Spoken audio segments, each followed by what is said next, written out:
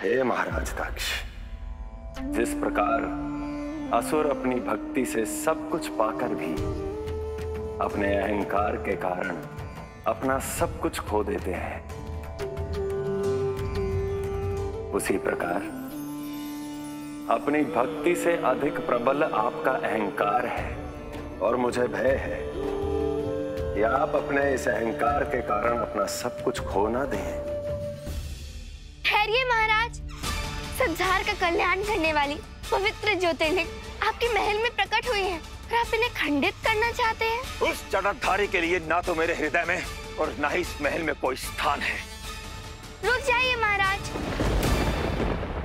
हम समझ नहीं पा रहे महादेव के लिए किसी के मन में इतना क्रोध कैसे हो सकता है,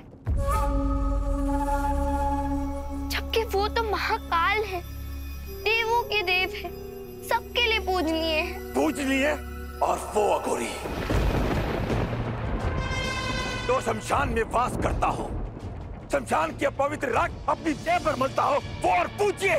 महादेव मृत्यु को अपनाकर सबको केवल यही सीख देना चाहते हैं कि जीवन मिथ्या है। जीवन के आडंबर, अहंकार सब मिथ्या है और मृत्यु ही एकमात्र परम सत्य है। जिसे जीवन जीना ही ना आता हो, वो तो मृत्यु को अपनाएगा ही। भांग धतूरे का सेवन करने वाला, भूत प्रेतों के बीच निवास करने वाला, समाज से दूर कैलाश पर वास करने वाला, वो किसी को क्या सीख देगा? उसे तो स्वयं सब कुछ सीखने की आवश्यकता है। क्षमा करें महाराज, किंतु एक आप हैं जो देवों के देव महादेव को भी नहीं अपनाना चाहते, और दूसरी ओर महादेव है जो समाज के बहिष्कृत लोगों को भी अपने हृदय से लगाते हैं, उन्हें आश्रय देते हैं, संसार में उनको सम्मान दिलाते हैं। भला ऐसे महादेव से आपको किस बात का बैर? उससे बैर का कारण एक ही है, उसने मेरी इच्छा के विरुद्ध मेरी पुत्री से विवाह किया है। मैं इस संसार का प्रजापति हूं और मैं इस संसार के नियम निर्धारित करता हूं, किंतु उसके कारण मेरी पुत्री ने मेरे बनाए हुए नियम खंडित कर दिए और अब मैं उसके शिवलिंगों को खंडित कर दूंगा। नहीं महाराज, रुक जाइए।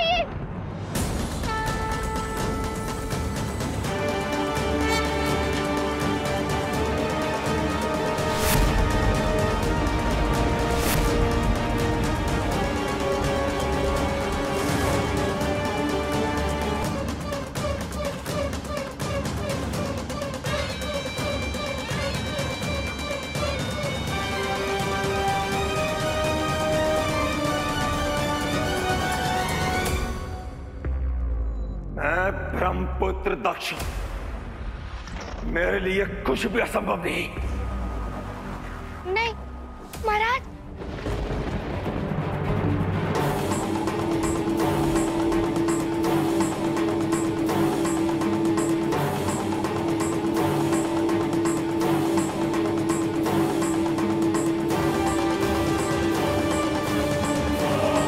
प्रजापति, अपना हट त्याग दीजिए। महादेव का सम्मान करने से आपका ही सम्मान बढ़ेगा।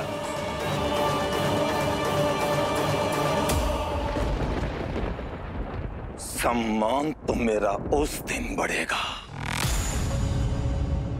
जिस दिन मैं अपनी पुत्री का हरण करने वाले उस जटाधारी को पूरे संसार के सामने अपमानित करूंगा। और वो शुभ दिन शीघ्र ही आने वाला है। शीघ्र ही।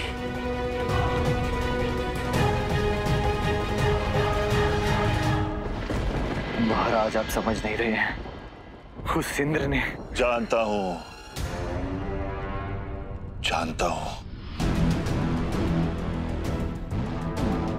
उस अधर्मी इंद्र ने मेरी पत्नी के गर्भ में पल रहे मेरे पुत्र के 3 टुकड़े कर दिए हैं। हत्या कर दी है मेरी अजन्मी संतान की उस देवराज इंद्र ने। असुरराज, सब कुछ ज्ञात होने के पश्चात ही शांति। देखो मेरी पत्नी को, कितनी निश्चिंत होकर सो रही है।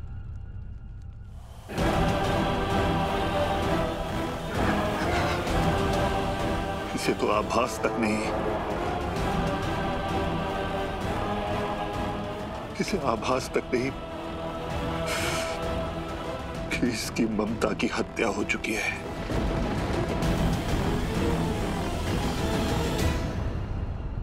देवी, मैं जानता हूं यदि आपको इस दुर्घटना का पता चल गया तो आप सहन नहीं कर पाएंगी। जब तक मैं इस समस्या का निवारण ना कर दूं, तब तक आप ऐसे ही विश्राम करो, ऐसे ही। इस समस्या का कोई समाधान नहीं है असुरराज। अब उन देवों से प्रतिशोध लेने के लिए हमें देवलोक पर आक्रमण करना ही पड़ेगा। प्रतिशोध।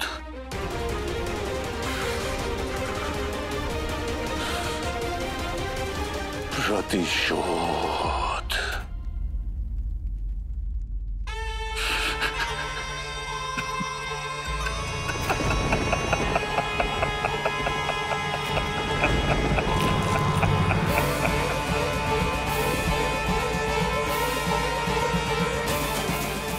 इंद्र ने तो वही किया जो मैं चाहता था,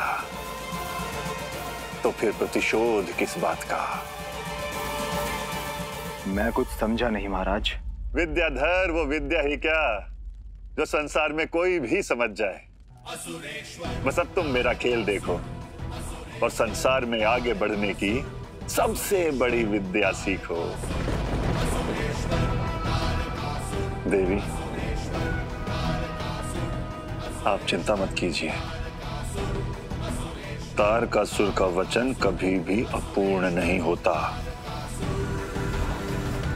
शीघ्र ही आपकी गोद में हमारी संतानें खेलेंगी।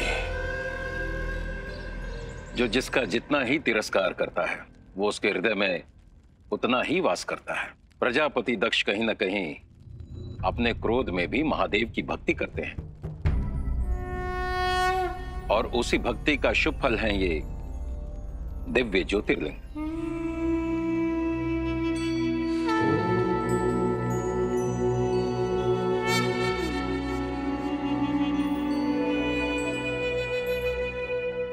परंतु ऋषिवर, महाराज दक्ष न स्वयं इन ज्योतिर्लिंगों की पूजा करेंगे और न ही किसी और को करने देंगे।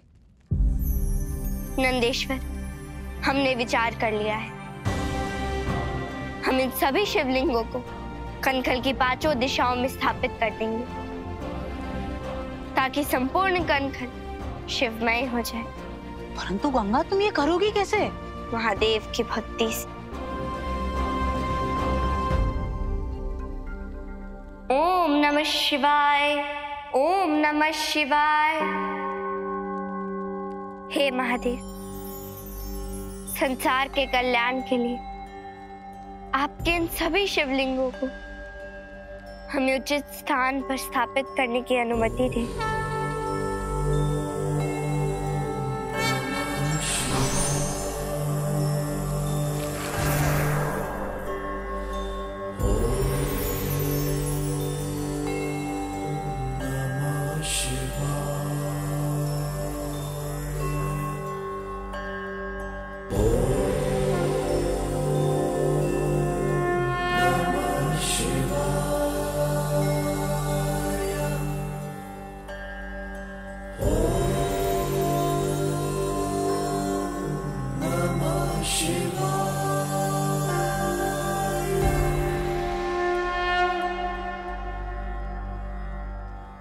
जो कार्य महाराज दक्ष अपनी संपूर्ण शक्ति लगाकर नहीं कर पाए, उसे देवी गंगा ने अपनी भक्ति से पूर्ण कर दिया। जय जय गंगे। हे देवी गंगा, आज आपने सिद्ध कर दिया है कि अहंकार पर्वत से भी अधिक भारी होता है और भक्ति पुष्प से भी भारहीन। आपकी इस निश्चल भक्ति को मेरा कोटि कोटि नमन। गंगा, कनखल के लोगों में महादेव के प्रति अत्यंत भक्ति, सम्मान और प्रेम है। महाराज दक्ष के कारण वे उसे प्रकट नहीं कर पाते, किंतु आज महादेव ने उनके उसी प्रेम का प्रतिफल दिया है। गंगा, तुमने आज इन शिवलिंगों को कनखल में स्थापित करने का विचार करके अत्यंत शुभ कार्य किया है। हे महादेव, हमें हमारे कार्य में सफल होने का आशीर्वाद दें। हर हर महादेव! हर हर महादेव! विद्याधर, देवता कहते हैं कि शुभ घड़ी में किया गया कार्य अवश्य सफल होता है। तो अब हमें कोई भी कार्य करने से पहले सौर मंडल को देखना होगा कि इस समय ग्रह नक्षत्रों की दिशा और दशा क्या है। जो आज्ञा महाराज।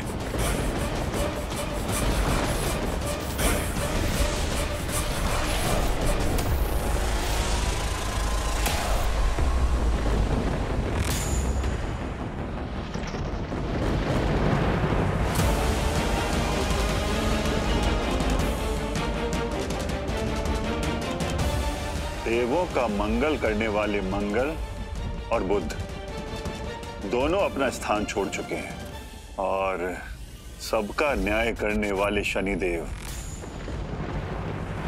बिल्कुल उचित स्थान पर बैठे हैं। इसका अर्थ यह है कि जिस शुभ घड़ी की मुझे प्रतीक्षा है वो आने ही वाली है। क्षमा करें असुरराज, किंतु हम असुरों के लिए शुभ क्या और अशुभ क्या, हमें जो प्राप्त करना होता है हम तो अपनी शक्ति से ही प्राप्त कर लेते हैं। यही भूल तो हम अब तक करते आए हैं विद्याधर। इसी भूल को तो बदलना है हमें। अब हमें जो भी प्राप्त करना है वो शक्ति से नहीं, भक्ति से प्राप्त करना है।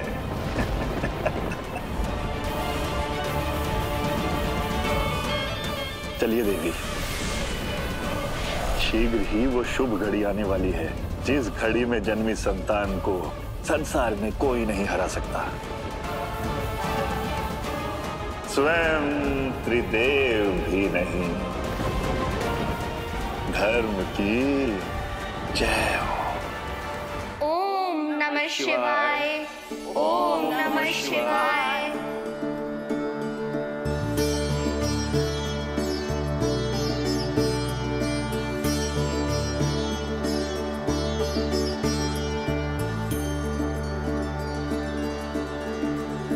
कनखल में अब तक शिव के प्रति पूजा पे लगा प्रतिबंध था, न मंदिर शिव के नाम का, न ही शिव स्थान का प्रबंध था।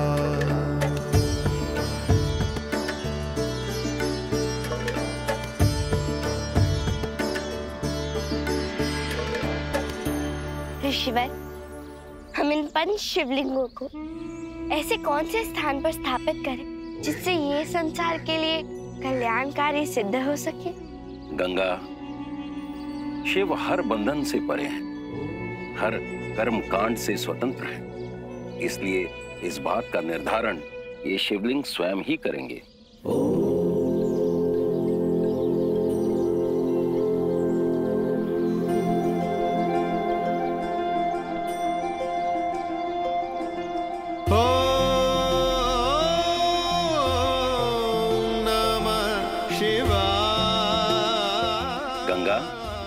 अब महादेव से प्रार्थना कीजिए, वो स्वयं ही हमें मार्ग दिखाएंगे। हे महादेव, हमारा मार्गदर्शन करें, हमें ऐसे स्थानों का दिशा निर्देश दे जहां हम आपके इन 5 शिवलिंगों को स्थापित कर सकें और वो संपूर्ण संसार के लिए कल्याणकारी सिद्ध हो।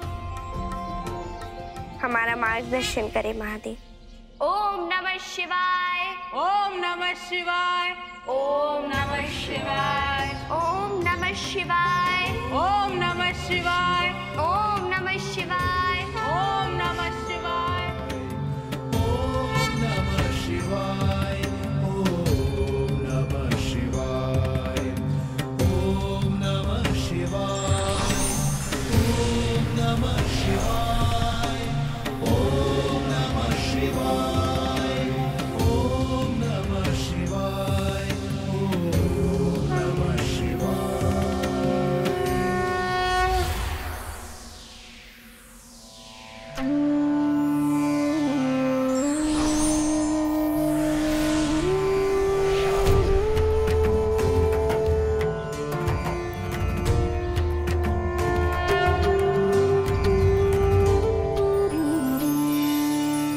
नंदेश्वर, लगता है महादेव ने हमारी प्रार्थना स्वीकार कर ली। हर हर महादेव। हर हर महादेव। हर हर महादेव। हर हर महादेव।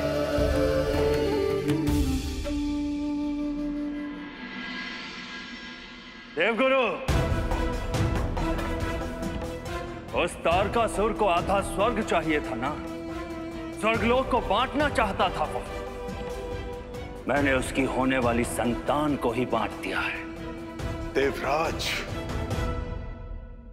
ये क्या अनर्थ कर दिया आपने?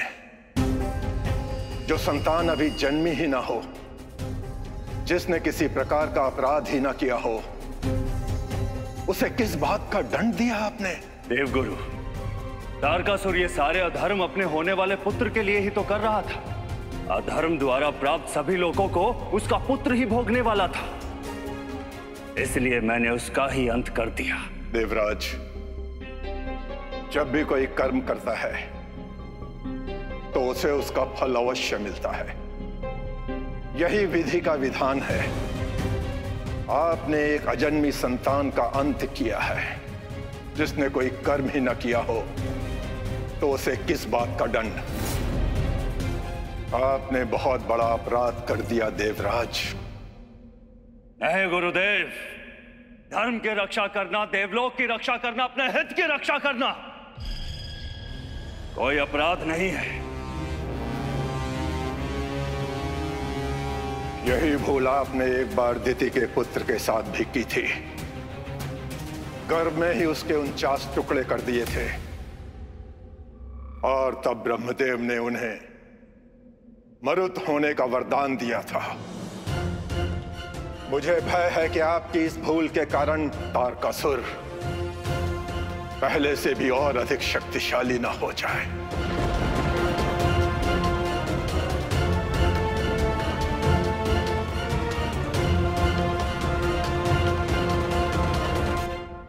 हे कल्याणी, हे पाप नाशनी देवी गंगा,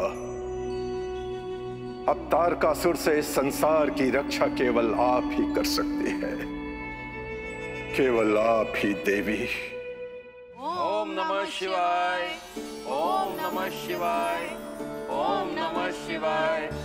ओम नमः शिवाय।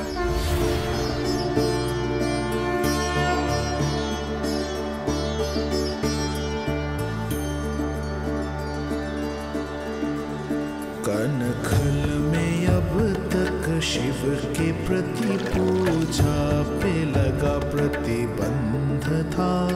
न मंदिर शिव के नाम का, नहीं शिव स्थान का प्रबंध था।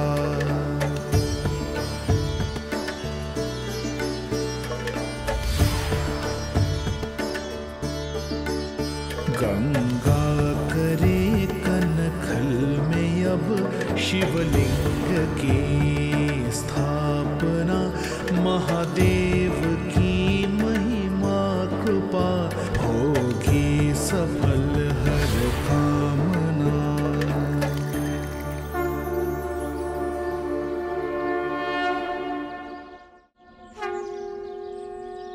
महादेव, आपके आशीर्वाद और कृपा से कनखल में आपके 5 शिवलिंग स्थापित हो सके और हमें पूर्ण विश्वास है आपकी कृपा से महाराज दक्ष के अहंकार का भी नाश होगा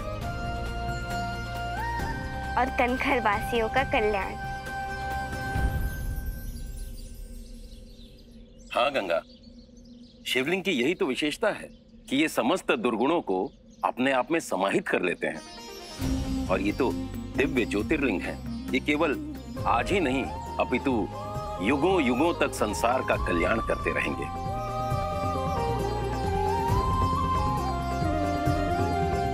हे महादेव, आप सबकी प्रार्थना सुनते हैं किंतु हमारी नहीं। हम कनखल केवल आपसे मिलने आए हैं, किंतु आप तो कनखल आ ही नहीं रहे। गंगा, हम कनखल समय से पूर्व आ गए हैं। बहुत क्या बातें होंगे। यदि ऐसी बात है तो हमें देरी नहीं करनी चाहिए, हमें शीघ्रता करनी चाहिए। चलो।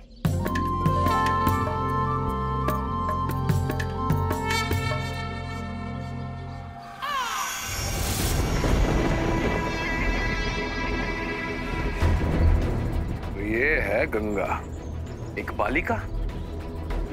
यदि महाराज तारकासुर इसके बारे में जानना चाहते हैं तो ये कोई साधारण कन्या तो नहीं हो सकती। गंगा, अब मुझे तेरी पूरी कुंडली ही खोलनी होगी।